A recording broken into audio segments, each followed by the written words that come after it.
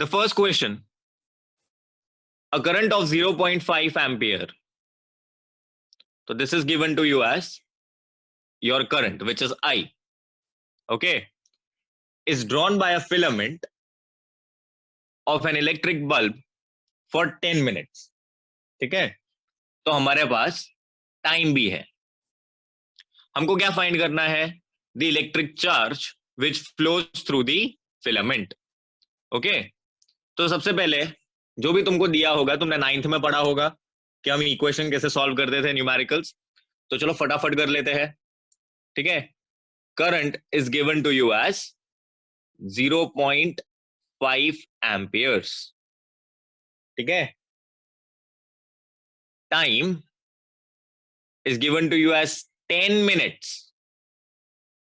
लेकिन मिनट्स को अपन को सेकंड में चेंज करना पड़ेगा. ठीक है, तो हम मिनट्स को फटाफट सेकंड्स में चेंज करेंगे.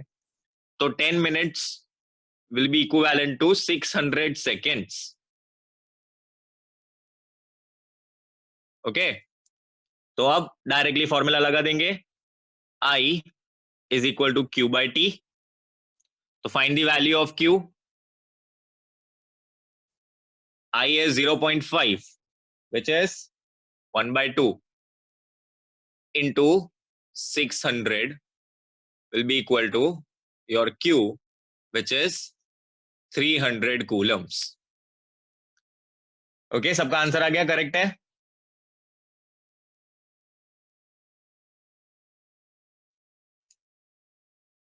Okay, so first answer is 300 coulomb.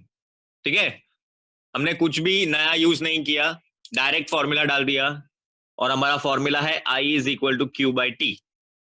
ठीक है, इस बार का फिजिक्स बहुत इजी है अगर तुमने तरीके से पढ़ा तो. ठीक है, ज्यादा लोड नहीं लेना है. ओके, सेकेंड क्वेश्चन देखते हैं. A current of 5 amperes is flowing through a resistor of 15 ohm. ये तो बहुत सिंपल है. 5 एम्पियर तुमको करंट दे दिया है, 15 ओम तुमको रेजिस्टेंस दे दिया है, पोटेंशियल डिफरेंस फाइंड करना है, मतलब V. अब according to ohm's law we know that V is equal to IR. ठीक है, तो डायरेक्टली मल्टीप्लाई कर लो. तो voltage becomes 5 into 15, which is 75 volts.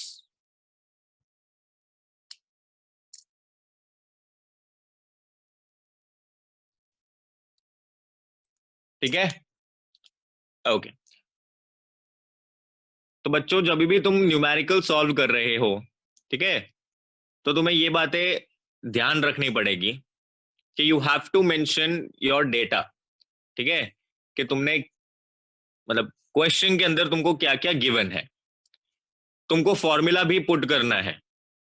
और जब भी तुम V is equal to IR वाला फॉर्मूला यूज करते हो तो तुमको ब्रैकेट में हमेशा लिखना है कि ये ओम्स लॉ है. कोई भी क्वेश्चन हो, ठीक है, V is equal to IR वाला फॉर्मूला यूज करो तो ओम्स लॉ ब्रैकेट में लिख देने का है. ठीक है,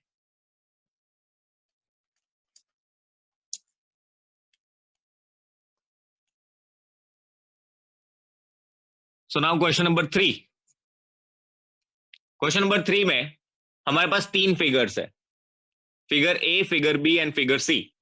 ठीक है, अब इसमें से हमको फाइंड करना है कि हाईएस्ट रेजिस्टेंस किस में होगा, आइदर वायर A, B और C. ओके, कि हाईएस्ट रेजिस्टेंस किस में होगा. और तुमको दिया हुआ है कि ये सारे के सारे कॉपर के वायर है. ये क्यों इंपॉर्टेंट है? क्योंकि नेचर ऑफ मटेरियल तीनों का सेम है, hence rho will not be a factor here. Okay, तो हमारे पास सोल रिस्पॉन्सिबिलिटी एरिया और लेंथ की हो जाती है. तो now let us do it. A वाले की जब मैं बात कर रहा हूं, ठीक है, तो मैं लिखता हूं रेजिस्टेंस ऑफ ए. RA करके मैंने डिनोट कर दिया resistance of A. I know many of you already know the answer, but you don't know how to represent it. ठीक है, तुम कैलकुलेशन फटाफट कर लेते हो, बट स्टेप्स ऐसे लिखने होते हैं.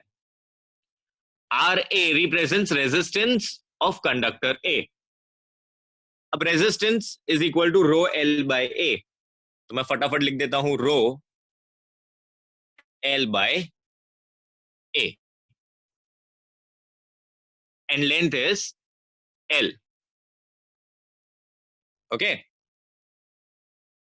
तो ये हो गया हमारा रेजिस्टेंस ऑफ ए. अब जब मैं बी की बात करूंगा तो आर बी लिखेंगे, which is equal to rho L by A. But यहां पर, तो यहां पे अगर तुम बी देखोगे तो इसका area of cross section A by 2 है एंड लेंथ 2l है. तो मैं एल की जगह पर सिंपली 2l सब्सटीट्यूट करूंगा. ठीक है, रो तो एज इट इज ही रहेगा, इस एल की जगह मैंने क्या सब्सटीट्यूट कर देना है, 2l, और ए की जगह पर क्या सब्सटीट्यूट कर दूंगा, a by 2. Okay, which becomes rho L by A into 4, क्योंकि ये 2 ऊपर चला जाएगा, मल्टीप्लाई हो जाएगा. बराबर, ठीक है, समझ में आ रहा है सबको? ओके, तो R B becomes 4 times rho L by A, and rho L by A was RA. Therefore, RB is equal to 4 times RA. Okay, समझ में आया? तो तुम्हें ये लिखना है पूरा. अब सिमिलरली आरसी के लिए फाइंड करते हैं. ठीक है, फटाफट कर लो आरसी के लिए फाइंड. तो आरसी के लिए जब तुम फाइंड करोगे तो ए की जगह 2a लेंगे और एल की जगह l बाय 2 लेंगे. तो रो l बाय 2 अपॉन 2a. तो RC becomes rho L by 4a. Now again, rho L by A is your RA. So RC is equal to RA by 4. Okay, तो सबसे highest resistance RB का हो गया, which is 4 times RA. ठीक है, फिर RA का हुआ, एंड देन लास्ट में RC का हुआ, क्योंकि RC की वैल्यू RA से भी 4 टाइम्स कम है. ठीक है, तो हमारा ऑर्डर क्या हो जाएगा, RB का resistance is greater than RA का resistance is greater than RC. This is how you have to write the answer. Sir अगर y पूछा मतलब इसमें वो न्यूमेरिकल की तरह ये कर देने का है, वही ना? क्या बोल रहे हो? सर इसमें y पूछा है तो कोई रीजन नहीं लिखना है कि सिर्फ ये न्यूमेरिकल ही करना है? सिर्फ ये न्यूमेरिकल करना है, और ये जो मैंने लास्ट में लिखा है ना, ये वाला दिख रहा है तेरे को? हाँ हाँ, ये लिखना है. हमने ये पूरा के पूरा y तो दिया है, हमने प्रूफ कर दिया है कि मेरा ये वाला ऑर्डर कैसे आया, क्योंकि मैंने RA को एज अ मीडियम लिया ऑफ कंपैरिजन. समझ में आया तेरे को? हाँ हाँ, अब तो प्रूफ हो गया ना? समझ गया. समझा ना? हाँ. ओके, और किसी को कोई डाउट हो तो हैंड रेस कर लो.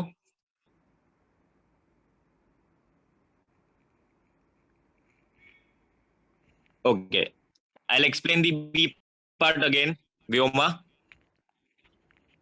आरबी जो था,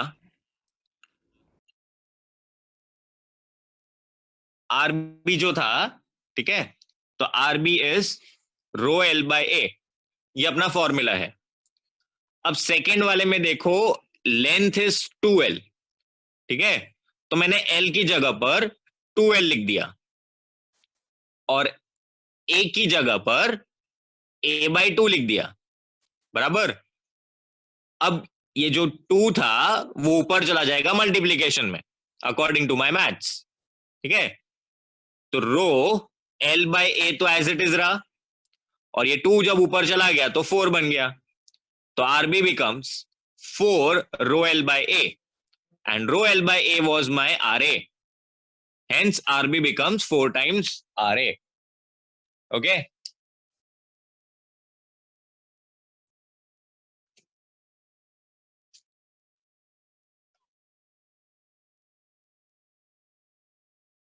Okay.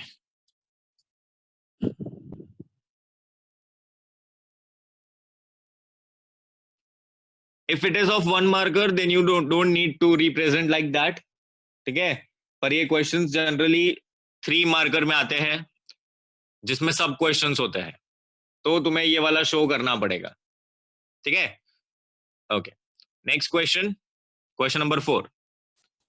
A wire of resistance 20 ohm is drawn out so that its length increased to twice its original size, ठीक है। तो एक वायर है जिसका रेजिस्टेंस कितना है, 20 ओम, ठीक है। जिसको आता है वो आंसर्स मेरे को चैट बॉक्स में लिखना चालू कर सकता है। Is drawn out so that its length is increase to twice, मतलब उसकी लेंथ हो गई डबल। हमको फाइंड करना है उसका न्यू रेजिस्टेंस, ठीक है। हमको क्या फाइंड करना है, उसका न्यू रेजिस्टेंस फाइंड करना है।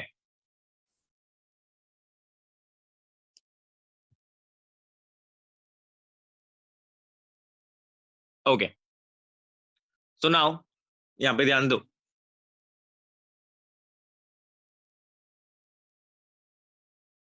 अब जब हम एक वायर ले रहे हैं जिसका रेजिस्टेंस है 20 ओम, तो मैं ले रहा हूं R is 20 ohms, correct. R is equal to rho L by A, ये अपना फॉर्मूला था, ठीक है। अब यदि अगर मैं किसी भी वायर को,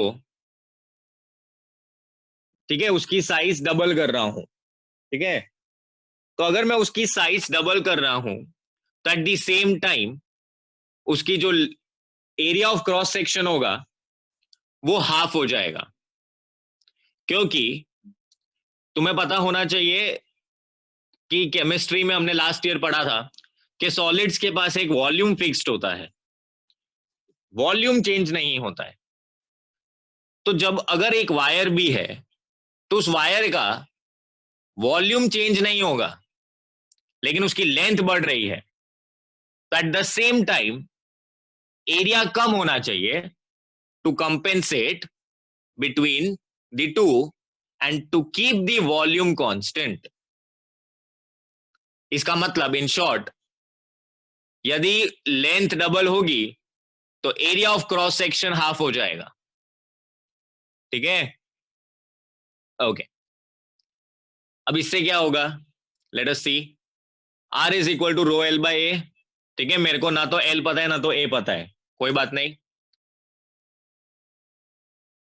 R dash is the new resistance which will be equal to rho, since material is same, length is twice, so into 2L upon area of cross section half, तो A by 2, तो R dash becomes 4 row L by A, 2 ऊपर चला गया, multiply में हो गया, and rho L by A की value R थी और R की वैल्यू 20, तो R dash is equal to 4 into 20, which is 80 ohms.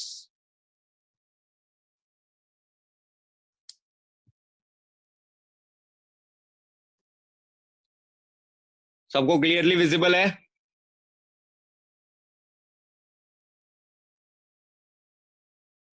Yes Raghav. Sir but ऐसा क्या लिखा है कि वॉल्यूम विल रिमेन फिक्स्ड, तो हमने a/2 लिया। अरे ऐसा लिखा नहीं है, पर देख अब देख एक वायर है बराबर राघव, या तो कोई भी ऑब्जेक्ट है, ठीक है? तो हमने पता है तुमको लास्ट ईयर सॉलिड्स की प्रॉपर्टी थी केमिस्ट्री में कि volume of solids remain constant, correct? Yes sir.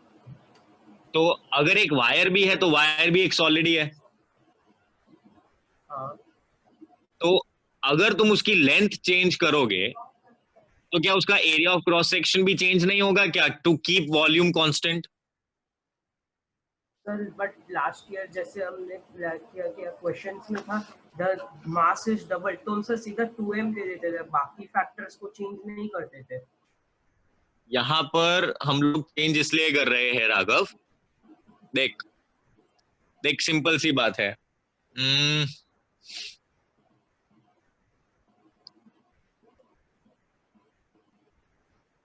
Okay ये देख, तूने कभी किसी रबर बैंड को देखा है राघव? हाँ सर। हाँ, तो जब रबर बैंड को हम स्ट्रेच करेंगे तो उसकी लेंथ डबल हो जाएगी। हाँ तो क्या उसका area of cross section change नहीं होता है क्या? होता है, कम हो जाता है। कम होता है कि नहीं होता है? होता है। तो that's what I am telling. अगर ये भी है, ये एक पेज है बराबर, अब इस पेज को भी अगर मैं फोल्ड कर रहा हूं, ठीक है, तो इसकी लेंथ कम हो गई, लेकिन इसका एरिया तो डबल हुआ कि नहीं हुआ? हाँ सर। समझ में आया? हाँ सर। हाँ ठीक है। तो लास्ट ईयर तो जो मास था, मास तो इंट्रिंसिक प्रॉपर्टी होती है मेरे भाई, ठीक है? मास तो amount of matter in an object होता है, करेक्ट? हाँ हाँ, तो ये तो हम लोग लेंथ की बात कर रहे हैं। ओके। ओके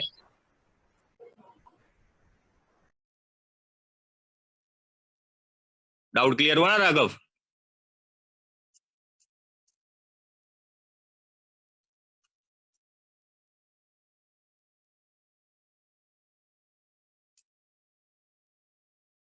यस बोलो कारमेश। सर वो लास्ट वाला स्टेप वापस से समझाओ ना, नहीं समझ में आया। कौन सा वाला स्टेप? ये वाला? हाँ वो वाला। देख ये यहां तक समझ में आया तेरे को? हाँ ओके, तो अब rho L by A is equal to what? R, correct? सुनाई दे रहा है ना? सर आवाज कट रही है आपकी। मैं बोल रहा हूं rho L by A is R, बराबर? हाँ हाँ, अब आर की वैल्यू क्या है? 20, ठीक है? 20। तो बस अब इसकी जगह I can use 20। Okay sir. तो आंसर आ गया। Yes sir. यस क्रिश बोलो। પણ આવી રીતે નહીં થાય 20 તો કે છે? ઇક્વલ્સ ટુ હું કહું છું sir r equals to rho l by a okay बराबर। પછી l ની l equals to 2l l double is equal to ક્વેશ્ચનમાં 2l। हाँ હા बराबर। એમને કીધું તો સર પછી 4 rho l by a equals to 20 એ રીતે પછી 5 ઓહમ એ 20 નથી બકા, આર ની વેલ્યુ રો એલ બાય એ છે। this तो we have to find, this is r dash, this is new resistance, okay बरोबर? સમજી तो હા रो एल बाय ए ની જગ્યા कैन आई यूज आर? आ जो rho L by is equal to R, तो आ रो एल बाय ए ની જગ્યા मैं શું લઈ લીધું? Are, correct. હા આર ની હા વેલ્યુ શું છે બકા 20. હમ તો અહીંયા મેં 20 સબસ્ટિટ્યુટ કર્યું તો મલ્ટિપ્લિકેશન માં આવશે ને. હા ઓકે હવે ખબર પડી.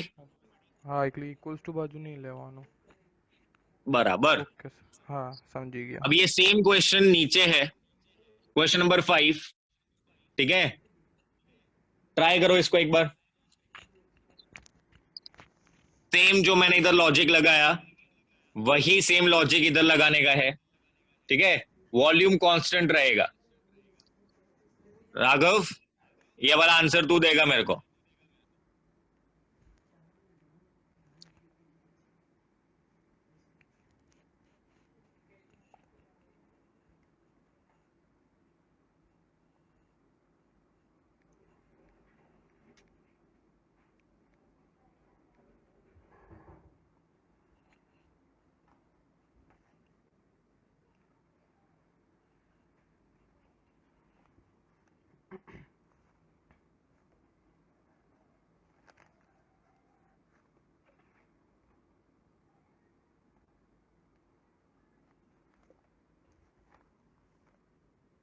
Raghav, yes sir. हाँ, तेरा आंसर तूने गलत बोला है. पूछ कैसे. Yes sir. अब देख मेरे भाई, क्वेश्चन क्या है. अ 4 ohm resistance wire is doubled on it. बरोबर. हाँ इमेजिन करके ये पूरा एक वायर है. बराबर दिख रहा है तेरे को, ये 2 पेन हाँ, रखी है सर. मैंने. ये एक वायर है. अब इसको मैंने डबल किया है, मतलब मैंने इसको इसके ऊपर फोल्ड किया है. ऑन इट लिखा है. ओके. खबर पड़ी.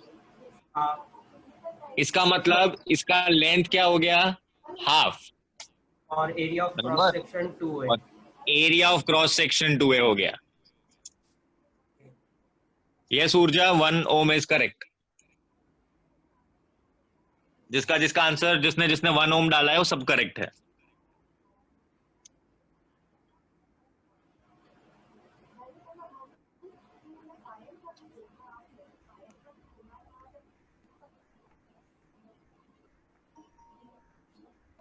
अभी भी किसी को कोई डाउट हो तो पूछ लो.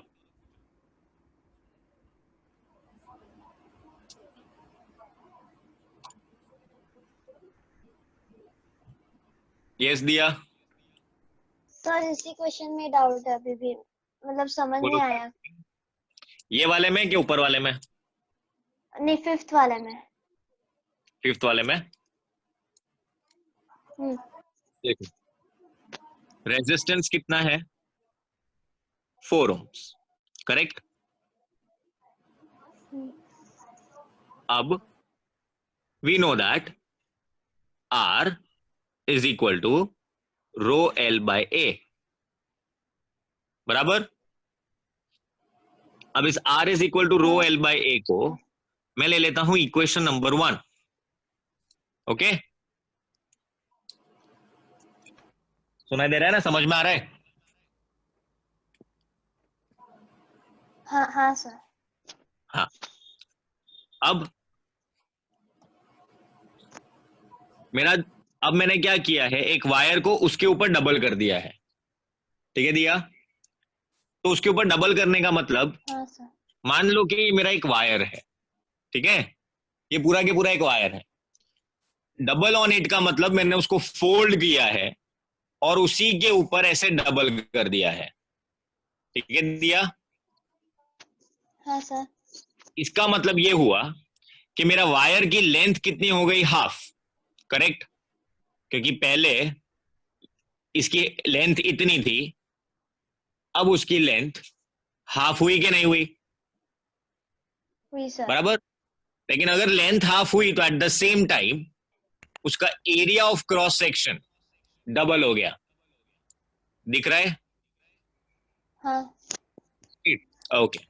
तो मतलब मेरा new resistance is R dash and R dash is again equal to, we know that, rho L dash by A dash.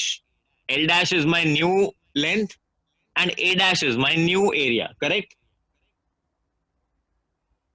Now we know कि L dash is basically L by 2।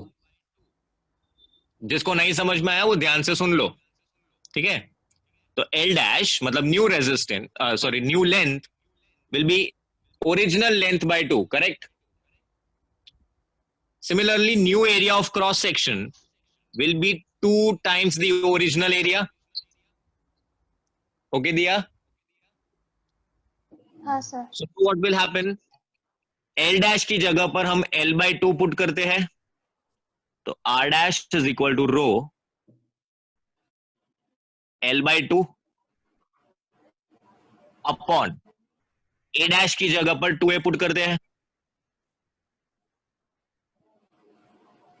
तो R dash becomes rho L by 4A। ठीक है दिया? हाँ हाँ sir, समझ आ गया. रो L by A की वैल्यू क्या है? 4. 4। समझ में आ गया? I can write R dash, तो रो L by A is my R, तो R dash is equal to R by 4, where R की वैल्यू हो गई 4 ohms, तो 4 by 4 is now 1। अब सबको अच्छी तरह समझ में आ गया? दिया समझ में आ गया ना? हाँ सर. ओके, आई होप अब ये कंसेप्ट क्लियर हो गया सबको, Yes. करेक्ट? राघव अब समझ में आया अच्छी तरह? राघव सर लगता है हाँ म्यूट सर. हो गया. हाँ सर. सो गया लगता है, नहीं नहीं सर, घूमे. हेलो मेरे को लगा कि घूमने भाग गया कहीं, वैसे भी सर, वीडियो ऑन तो है. अब पता है मेरे को, इसलिए मैं चुप हो गया। ओके क्रिश, समझ में आया? हाँ सर. ओके, तो अभी हमारी मीटिंग का टाइम खत्म हो रहा है, तो वापस से रीजॉइन करो। कुछ और सम्स देता हूं, वो तुम खुद करोगे और उसके आंसर मेरे को बताते रहना, ठीक है? चलो।